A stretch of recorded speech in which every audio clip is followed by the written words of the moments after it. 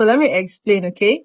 Writing long books has to do with having lots of conflicts in your storyline, and conflicts are essentially what's going to make that story longer, okay? For every conflict, you need a resolution. For every conflict, it's going to have to affect the main romance that's going on in the story, okay? And mind you, this conflict can come from the main characters, can come from the side characters, can come from events and every little thing that happens in the story. But the major goal of this conflict is that it should affect the romance that is brewing between the two main characters in your romance story. So if you don't have enough conflict in your story, if you don't have probably enough side characters or enough events that are going to use this conflict, and you don't have a proper way of resolving this conflict, you will not be able to write a longer story. So writing a longer story for serialized platforms like Good Novel, Web Novel, Later Love, and the rest heavily depends on the amount of conflict you are able to include in your story idea. So a lot of you have complained that, oh, I'm unable to write long stories, and these platforms require long stories. From